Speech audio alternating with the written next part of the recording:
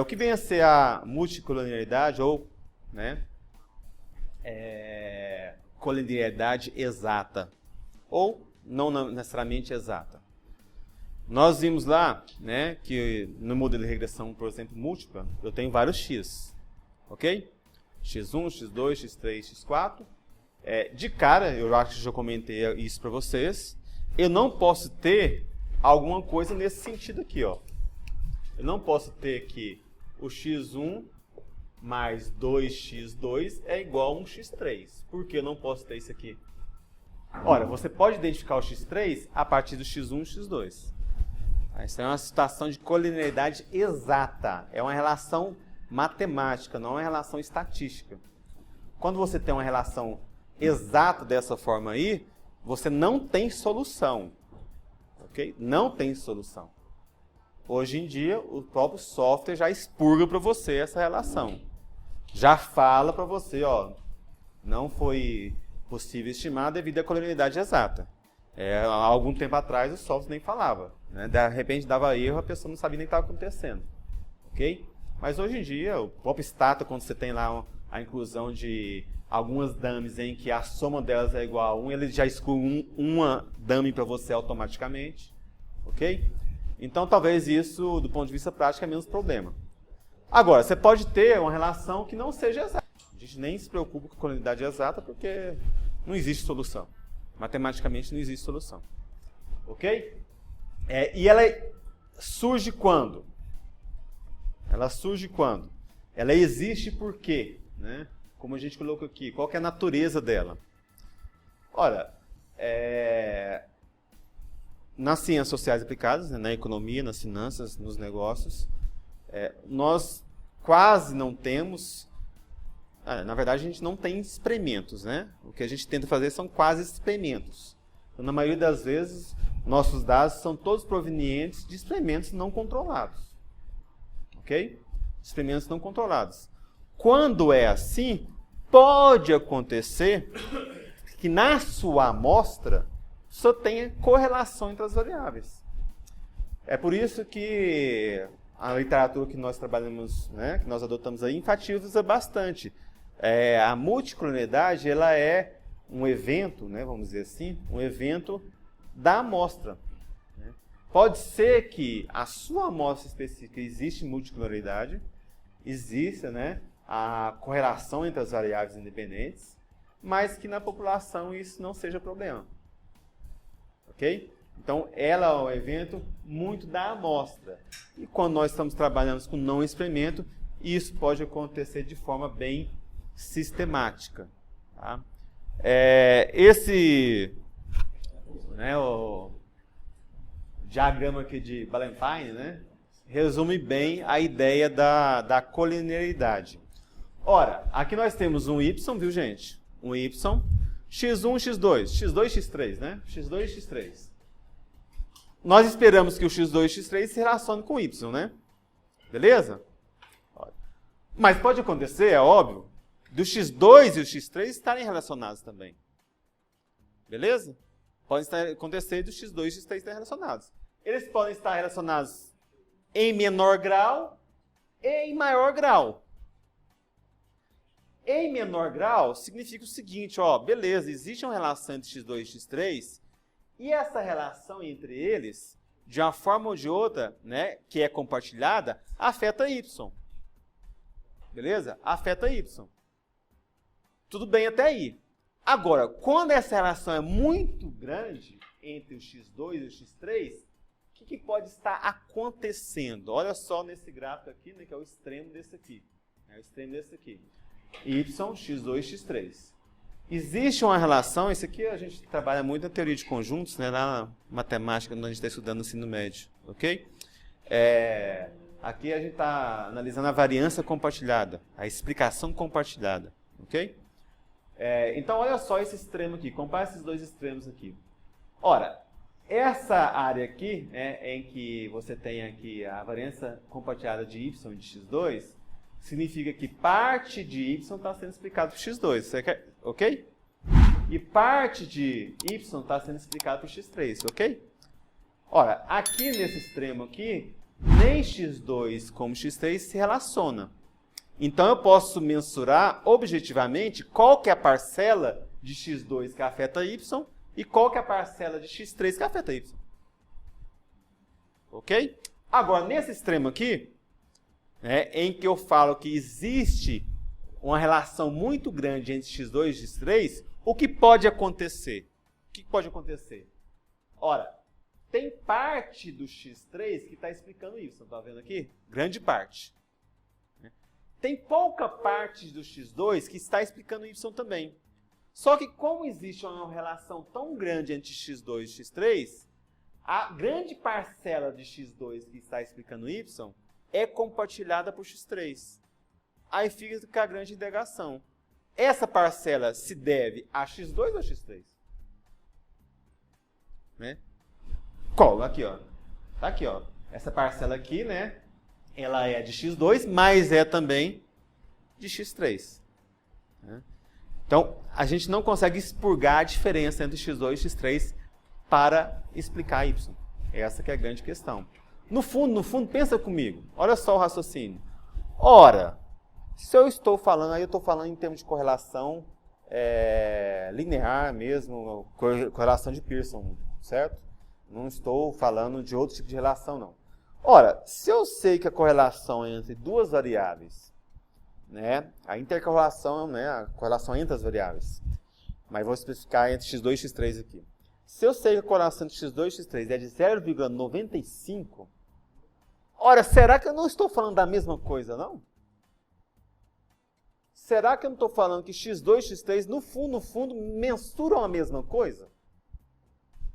Pode acontecer. Renda e riqueza. Será que a renda não caminha muito, mas muito parecido com a riqueza? São construtos econômicos diferentes. Mas a gente sabe que caminham em muito conjunto. Tá? Então, é aí que está. Quando eu tenho duas variáveis que são muito correlacionadas, de repente não faz sentido colocar só uma, não? Já que eu sei que as duas estão mensurando o mesmo construto, estão mensurando potencialmente a mesma coisa? Potencialmente por quê? Porque, no fundo, quem manda o que você vai colocar na sua regressão é quem? É a teoria. Okay? Você não vai lá minerando dados, saber o que acontece, não. A teoria fala, a intuição fala, aí depois você vai buscar as relações. Ok? Fala, vamos. Existe algum cenário prático, real, que exista o 1, o A lá, Oi? que é a teoria de conjunto A, a ausência de cordalidade financeira, financeiramente falando? Isso aqui? Você fala se existe um cenário prático? Não. Algum cenário que se aproxima disso, financeiramente falando? Você fala aqui, o que a gente pode falar é que as variáveis econômicas são muito relacionadas. Ok? E você pode, em dada amostra, você pode rachar presença de multicolonialidade e, estudando mesmo a mesma relação, em outra amostra você ter multicolonialidade. Agora, muitas das amostras que eu pego, muitas das análises que eu faço, a colonialidade não é o grande problema, não. Mesmo em amostras pequenas, não é tão grande problema. Porque, qual que é a ideia inicial? Ora, se você sabe que duas variáveis pretendem mensurar a mesma coisa, eu faço uma análise antes, né? Ora, então eu sei que essas duas aqui podem ser colinear. Então eu vou usar uma ou outra. Ok? E existem soluções para isso que a gente vai ver. Tá? Na prática, a multicolonialidade ela não deve ser um problema. Não deve ser um problema. A não ser que você buscou, como muitas vezes a gente faz, né? Buscou várias variáveis, diversas variáveis para mensurar a mesma coisa. Como, por exemplo, um sistema de backup, né? Eu vou pegar um ou outro, se der certo um, vou pôr a outro e vou mudando ali. Então isso acontece muito. Tá? Agora, no geral, você tem alguma colonialidade, viu? No geral, você tem alguma coisa mais leve que não causa problema. Por quê? Porque a multicolonialidade, ela vai ter. Ela vai ter. A questão da multicolinidaridade é o grau dela, o nível dela. Ela é autossuficiente para causar problemas? Aí a gente vai ver qual que é a consequência. É isso. Ela vai ter. Em menor ou maior grau. Pela minha experiência, mesmo em dados econômicos, existe, mas geralmente em graus, né, em níveis baixos, moderados. A não ser, exceto, séries temporais. Que aí nos séries temporais, geralmente é maior. Tá? Geralmente é bem maior. Beleza? Então, ela pode ocorrer, né, algumas coisas nós comentamos já, mas ela pode ocorrer devido ao método de coleta de dados empregados. Tá? Dependendo do método que nós vamos empregar para coletar os dados, pode ter colineidade. Você coloca lá, por exemplo, apenas 3 faixas de idades. Até 30 anos, de 30 a 60, 60 em diante. Quanto menor a faixa que você deixa para a variável, okay, maior a probabilidade de ter relação com outros fatores, por exemplo, renda. Então coloca para você ver 3 faixas de renda e 3 faixas de idade. Ora, nós sabemos que, né, tudo permanecendo constante, sei lá, pessoas mais, talvez, não seria forçar demais, mas pelo menos intuitivamente. Pessoas mais velhas talvez tenham um pouco maior de renda porque já trabalharam a vida toda, né? Conseguiram acumular alguma coisa e ter alguma segurança. Então coloca lá 3 faixas de renda e 3 faixas de idade para você ver. Como existe uma faixa pequena de valores, pode ser que essas duas variáveis, se você for tratar ela de forma original, né, mesmo nominal, tem uma correlação muito alta entre elas. Então, dependendo da forma que você capta os dados, você pode ter multicolinidaridade. Restrições ao modelo ou à população que está sendo mostrada. Você está estudando um fator que, por natureza, é colinear. Você quer explicar o valor, exemplo que quem coloca? Eu esqueci quem coloca. Nosso material, e alguém deles aí coloca. Exemplo de... Quer estudar o consumo de energia elétrica em função da renda e do tamanho da casa.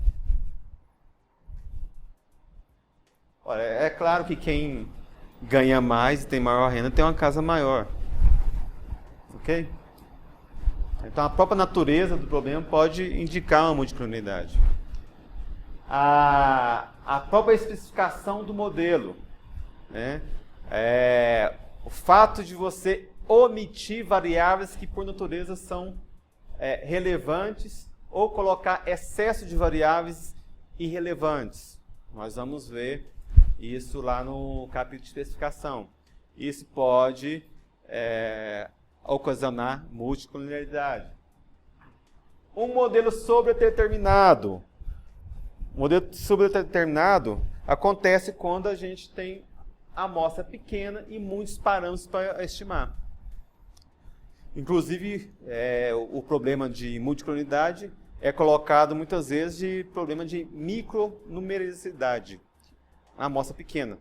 Então, existe uma correlação, por mais que vocês, né, a intuição possa falar ao contrário, mas existe a probabilidade de ter uma correlação entre as variáveis é maior em amostras menores do que maiores. Talvez pode soar até contra-intuitivo para vocês.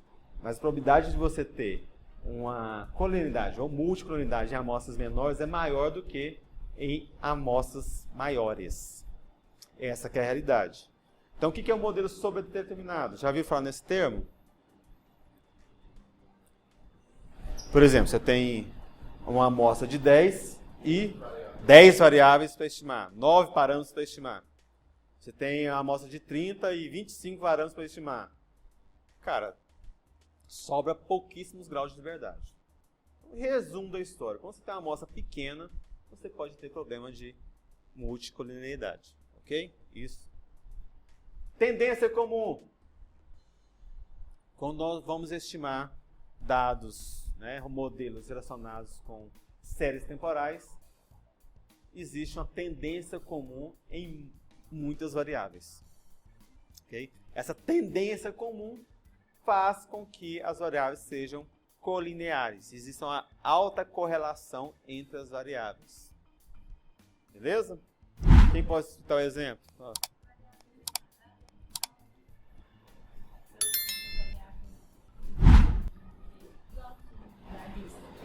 Oi? Igual tem uma lista que usa uma variável defasada, acho que é preço, né? Custo de fatores mesmo, aí outra vez uma variável que é menos 1. Tá, então é o y e o y menos 1, é isso? Não, x2, não, beta 2, beta 4. x1, xt e xt menos 1. Claro. Claro. Então, a própria variável x, se ela é defasada, ela tem uma correlação alta, né? O que nós chamamos de autocorrelação. Ela tem uma autocorrelação alta. Ok? Balanço, né? Balanço. Na verdade, de DRE vai ser menos. Não, balanço não, talvez menos, mas eu estou falando com a frequência maior. Frequência maior, dados com frequências maiores são bem colineares. Preço de ações, por exemplo, o retorno de ações são bem colineares. A autocorrelação, nós chamamos de autocorrelação. Okay? Existe uma autocorrelação muito grande entre eles. Então, a tendência comum inerente às variáveis macroeconômicas, variáveis econômicas, causa uma colinearidade, causa multicolinearidade. Certo? O que é essa tendência comum? A tendência é que todos os preços dos produtos Subam, né? Aí o PIB vai subir, né? A poupança vai subir, a renda vai subir, o investimento vai subir, tudo vai subir. Em termos nominais, tudo vai subir. Ok? Aí nós temos algumas soluções para eliminar essa tendência comum. Ok? Beleza, tá. Dado que não tem como eu fugir dela, ela causa muito problema? Qual que é a consequência?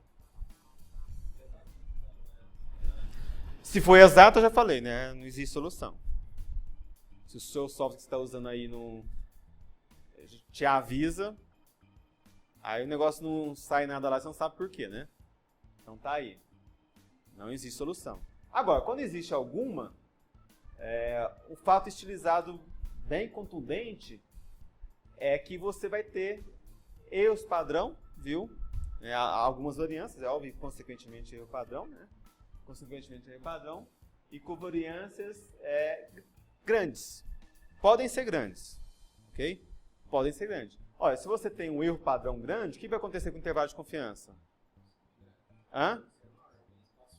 Se a sua estimativa está perto do zero, o que vai acontecer? Vai chegar lá fácil, né? Ok?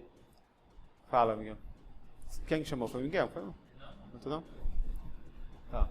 Então, consequentemente, né, os testes de hipóteses usuais nossos aí, o teste T principalmente, vai acontecer de apresentar, informar diversos coeficientes não significativos.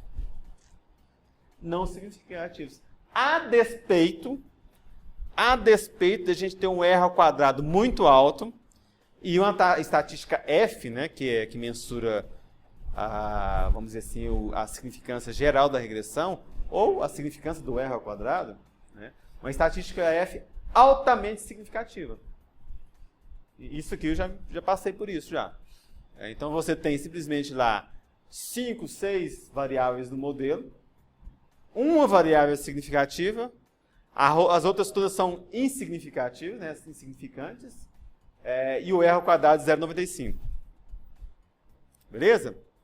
Então, isso que vai acontecer no seu modelo se existir multicolinearidade. Inclusive, a evidência desse fato é um dos diagnósticos.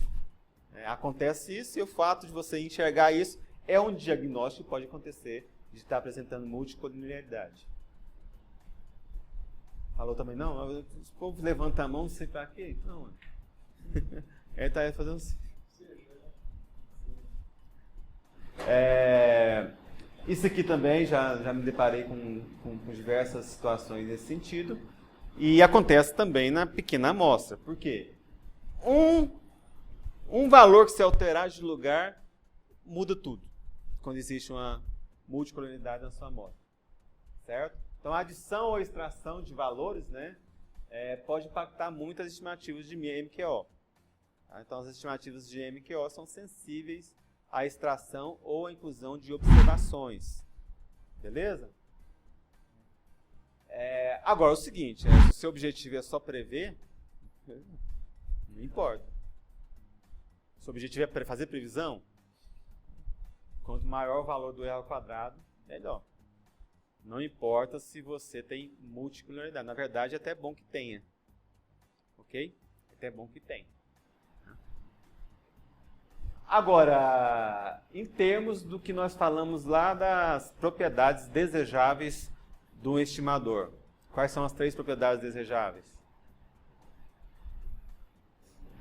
Conversamos lá. Isso.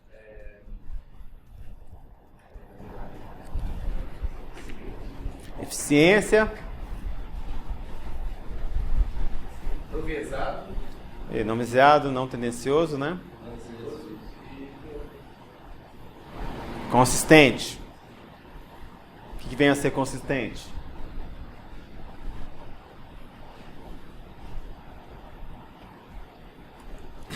Tudo bem, em pequenas amostras pode ser que o valor esperado dele não seja o valor da população. Mas conforme a amostra vai aumentando, né, vai acabando, vai eliminando o viés. Certo? O valor esperado dele tende ao valor esperado da população. Ok? Então, a consistência. Com multicolinaridade, os estimadores MQO continuam as suas propriedades, viu? Continuam todas as propriedades lá de melhores estimadores lineares não viesados, né? Melting ou Blue, né? do inglês, nós colocamos lá. Então, não altera a propriedade do estimador de MQO, a presença da multicolinaridade. Agora, vai causar um certo desconforto nos seus dados. Dependendo do ponto de vista que você está, dependendo do seu objetivo, principalmente se o seu objetivo é, como quase sempre, explicação de teoria, né, testar hipóteses, não é prever, fica complicado de você sustentar um modelo com R ao quadrado de quase 1% e 5 variáveis de 6 não significativas. Ok? E como eu já comentei, né, a multicolinaridade, colinearidade, é apenas um fenômeno amostral, que acontece principalmente em pequenas amostras.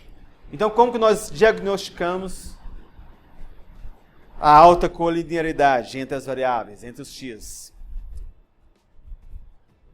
Se você tem R ao quadrado alto, né, e quando eu falo R ao quadrado alto, acima de 0,8, por exemplo, e poucas razões T significativas, já é evidência de alguma coisa, que pode estar tendo colinearidade alta na sua amostra. Beleza? Você avalia a correlação amostral entre cada x. x2 com x3, x3 com x4, x2 com x4, certo? E assim por diante. E se as correlações individuais, ok? As correlações individuais bivariadas são baixas, ok. Não indica que isso vai ser problema em termos multivariados. Mas é uma evidência grande que você não tem tanto problema assim de colinearidade. Você tem a correlação entre os x lá e todas as correlações não superaram 0,2. Então, tudo bem que o que importa é multivariada, mas pode ter quase certeza aí que isso não vai afetar os seus resultados. Beleza? Então, uma forma é você avaliar a correlação amostral entre as variáveis. E uma outra também, talvez bem mais inteligente, é você estimar o que nós chamamos de regressões auxiliares. O que vem a ser regressões auxiliares? Beleza. Então, individualmente, né, as correlações bivariadas podem não ser suficientes para indicar a multicolinaridade ou não. Então, vamos fazer a análise de forma multivariada. Então, vamos pegar um x2 e regredir contra todos os outros x. E avalia o R ao quadrado disso. Mais inteligente, né? Aí você tem que fazer um para cada x. Aí você pega o x3, roda contra o x2 e o resto todo também. Avalia o R ao quadrado dessa regressão auxiliar. Pega o x4, roda contra o x2, contra o x3 e todos os outros também. Avalia o R ao quadrado dessa regressão. Se você tiver R quadrados altos, por exemplo, que superem, né, a própria regressão original, que seria o seu y contra os outros x, pode ser evidências aí sobre a multicolorineidade. Então você deseja que esses R quadrados dessas regressões auxiliares sejam baixos e menores até mesmo que a sua regressão principal. Isso é uma forma de você avaliar se existe uma multicolorineidade ou não. A literatura indica aqui, ó, se essa regressão aí apresentar valores superiores a 0,8 já pode ser preocupante. Ok? Falou alguma coisa, pessoal? Basicamente, é ele no quadro,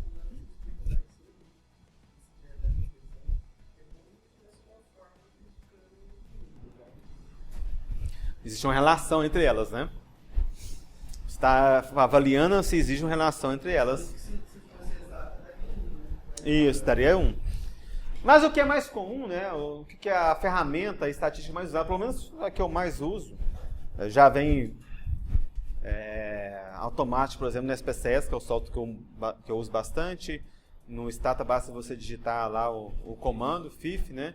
É o fator de fração de variância, que nada mais é pegar aquele R2 lá dessa equação aqui, ó, certo? Pegar o R ao quadrado dessa equação aqui e relacionar com essa função aqui, ó, 1 dividido por 1 menos o R ao quadrado dessa regressão auxiliar. Aí você vai ter um FIF para cada variável, ok? Um FIF para cada variável. Um FIF para x2, para x3, para x4, e essa medida vai de quanto a quanto? 0 a mais infinito. 0? Não, indeterminado, né? 0. Se for 1, complicado, indeterminado. A mais infinito, né? Certo? Quando é problema? Quando é problema, aí a gente pode fazer simulações que a gente quiser ver, né? Acima de 0,8, por exemplo, o R ao quadrado, mas em termos aí bem contundentes e feitos pesquisas, né? Simulações para estudar isso aí, para ver quando que causa problemas. FIF acima de 10 pode ser problemático, é indicação de alta colinearidade, ok? Isso quem coloca, eu acho que até o Gujarati, se não me engano. Agora eu já vi indicações na literatura para começar a preocupar de 5 a 10, a partir de 5. Ok? E o FIF aumenta substancialmente. Tipo assim, o R ao quadrado, se é de 0,80 para 0,85, o FIF sai de 5 para 15. Ok? Ele aumenta drasticamente. Mas a indicação, e o que eu sempre uso, é acima de 10. Se achou o FIF acima de 10, já pode ser problemático. Você vai ter que avaliar essas variáveis suas X. Beleza? Ou, pelo menos, analisar os erros, né, com cuidado. Tá? E uma medida que, pelo menos no SPSS também, solta o output, é a medida de tolerância, né, o índice de tolerância, que nada mais é do que o 1 sobre o FIF. Você tem um, você tem o outro, então não tem por que apresentar os dois. Quanto mais perto de 1, melhor o tolerância, quanto mais perto de 0, pior, né? Ok? Em termos de multicolorineidade. Certo? Ok. E dado que você encontrou a multicolorineidade nos seus dados, o que você vai fazer? O que você vai fazer?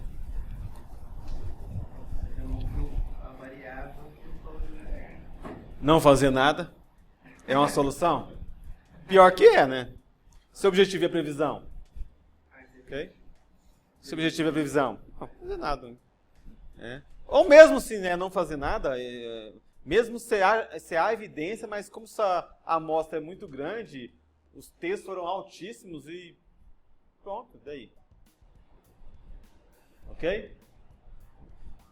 Então, pode acontecer também. Você pode simplesmente falar e optar por não fazer nada e sustentar isso de forma teórica. Beleza?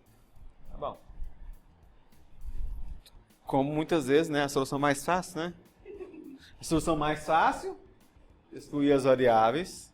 Não é tão fácil, não. Porque de repente você tem um modelinho que tem 2x, né? Você tem que excluir um, dá uma dó, não dá? Isso não necessariamente é mais fácil, não. A mais difícil é essa aqui, né? A mais difícil é essa aqui, né? A 6. Porque já que o problema é da amostra, coleta uma outra amostra ou aumenta a amostra. É isso que a gente nunca quer fazer, né? Ou não tem condições de fazer, né? Ou é isso que a gente não quer fazer, ou nunca tem condições de fazer por questões de recursos, né? Tempo e custo, é óbvio. Mas são soluções, não fazer nada, excluir as variáveis ou coletar uma amostra maior, tá aí. Agora, em termos práticos, que no fundo, nós buscamos fazer, né, talvez as outras são mais factíveis, né? As outras são mais interessantes. Informação a priori, o que é informação a priori? Quantas vezes, né, nós mesmos aqui na disciplina, nós estamos fazendo isso agora, quantas vezes nós vamos fazer um estudo que já foi feito, né? Então a gente pode basear em informações que já existem. Será que a multicolorineidade realmente tem sido um problema só na minha amostra? Né? Naquele estudo que de repente o cara fez lá, a multicolorineidade foi problema? Não, não foi problema. Então quer dizer que eu não tenho, possivelmente não tenho multicolorineidade na minha população. Ok? Ora, na amostra do cara, né, a correlação entre o x2 e o x3 foi de 0,20. Na minha de 0,85, 0,90. Então, de repente, eu posso criar uma variável artificial baseada na correlação dele, não na minha. Tem uns esqueminhos para a gente fazer isso. Ok? Mas, conhecer as pesquisas anteriores que avaliaram o mesmo problema e saber se nessas pesquisas você teve multicolorineidade ou não, pode ser uma solução, né, para você ter um modelo melhor. Combinar dados em cross-section e série temporal. Série temporal, a colorineidade vai ser maior. Quando você combina cross-section com série temporal, dados em painel, você cai a multicolorineidade. Ok? E isso também pode ser uma solução difícil, né? Já que nada mais é do que coletar outros dados. Ok? Transformar, aí sim, eu diria que a 5 e a 7, né? Eu diria que a 5 e a 7 seriam soluções que estão mais à nossa mão. Mais no nosso controle, vamos dizer assim. Né? Transformar as variáveis. Olha, você está relacionando um modelo para explicar, por exemplo, sei lá, poupança agregada contra renda, é óbvio, né? Renda e o crescimento da população. Aí eu estou falando tudo em termos agregados, macroeconômicos. Ora, eu sei que o PIB de um país, ou o PIB de qualquer país, ele aumenta com o tamanho da população. Ok? Ora, então por que não fazer uma avaliação em tudo em termos per capita? Eu tenho aqui a PIB de um lado e um punhado de outras variáveis. Tá? PIB, poupança e um punhado de outras variáveis que, de uma forma ou de outra, estão relacionadas com o crescimento populacional. Ó, então, por que pegar tudo e avaliar em termos per capita? Tudo dividir pela população. Seria uma forma de você solucionar um problema. Não, no seu modelo, né? No modelo, qual a variável populacional que seria o principal fator de colonialidade entre todos, né? Ok? Então você pode pegar uma solução, seria achar o valor, as razões. Isso já enfrentei agora mesmo. O modelo que eu rodei essa semana, tive reunião ontem, eu enfrentei esse problema. Não, a solução minha foi dividir uma variável pela outra. Ponto. Faz sentido dividir uma pela outra.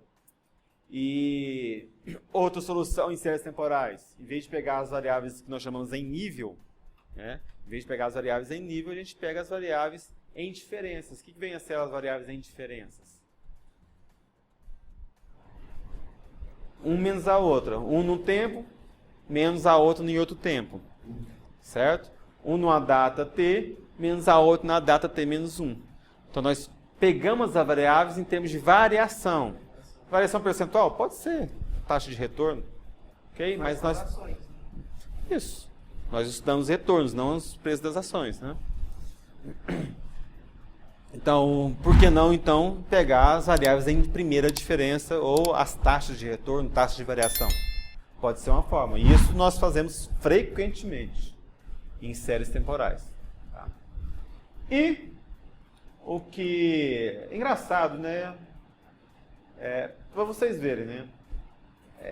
O pessoal da econometria, né? Os econometristas têm uma vertente mais teórica. Então, você tem a teoria que te embasa no seu modelo. Não o contrário, né? Você vai lá e começa a brincar com os dados para saber o que eles vão dizer, para você sabe buscar uma explicação para o seu modelo. E você vê no Gujarat, você vê nas literaturas que nós estamos indicando aqui, eles só mencionam isso aqui, ó, as técnicas estatísticas multivariadas, né? Como ACP, ou análise fatorial, para tentar aglutinar esses X numa única só. Essa é uma solução ad hoc, uma solução muito, vamos dizer assim, talvez, pode ser, não necessariamente pode ser, uma solução ateórica para o problema. O que eu estou falando? Então é o seguinte, ó, tem diversas variáveis. Né? Tem lá 5 variáveis, que a correlação entre elas, em média, é 0,85. Cara, será que essas variáveis não estão me dizendo a mesma coisa? Será que, no fundo, essas variáveis todas estão medindo alguma coisa relacionada com a riqueza, com a renda do indivíduo? Então vamos fazer o seguinte, vamos criar uma única variável ponderada para essas outras 5 que capta essa essência. Que essa essência eu vou chamar, por exemplo, de renda do indivíduo, riqueza do indivíduo. Ok? Então você pode ter uma solução nesse sentido. Aí você aplica a análise de componentes principais, você aplica aqui, do ponto de vista prático, é muito parecido, a análise fatorial. Você pega ali as variáveis que têm uma correlação muito alta entre elas e constrói uma única variável. Pronto, resolveu o problema. Eu peguei um trabalho que a moça queria explicar a incidência de dengue a partir de dados sociodemográficos. Certo? A incidência de dengue, aí essas variáveis aí foram obtidas a partir do censo demográfico, né? O censo do IBGE. O censo, por exemplo, lá no Rio de Janeiro, classifica, né, cada uma das regiões, tem um código, ok? E aí tinha informações, aí muitos dos dados econômicos que nós captamos em diversos outros níveis, o pessoal da saúde usa a classificação, né, do IBGE para coletar aqueles dados. Então, por exemplo, sei lá, informações da Anvisa, vai fazer o levantamento dos hospitais. Então, os hospitais são classificados a partir do censo demográfico. Aquele código sabe que aquele hospital está naquela área que o censo deu o código de 101 no Rio de Janeiro, sei lá. Ok? Então, a pessoa pegou essas informações de incidência de dengue, naquela crise que nós tivemos lá em 2010. A gente foi avaliar lá o que aconteceu antes e depois, e os fatores que podem ter afetado isso, levaram a essa crise, enfim, né? E aí pegamos diversas informações sociodemográficas, baseadas no IBGE. População na linha da pobreza, porcentagem da população na linha de pobreza, população, né, porcentagem, proporção da população naquela faixa censitária, naquela região censitária, né, esse é o termo, região censitária. Naquela região censitária, população, porcentagem que ganha menos de um salário mínimo. Concorda comigo que a correlação entre porcentagem da população na linha de pobreza e de que ganha menos salário mínimo é muito parecido? Teoricamente, uma aglutina a outra. Né? E assim por diante. Diversas variáveis sociodemográficas relacionadas com a população, principalmente com população e renda. Tudo. Você possa imaginar de inferências população per capita por renda, a gente tinha ali na base. Então, tudo muito colinear. Tudo, altíssimo. 0,8, 0,85. E a amostra pequena, porque as regiões no Rio de Janeiro não eram tão grandes assim. Ao todo eram 100 e poucas regiões, se não me engano. Então, qual que foi a solução? Cara, eu criei um fator, um componente principal, que no fundo, está mensurando tudo isso aqui. Ok? Qual que é o problema disso? Talvez tenha uma variável aí especificamente que é de interesse do cara, né? É aquela que ele quer avaliar o impacto, mas aí complica. Porque ela é colinear com diversas outras.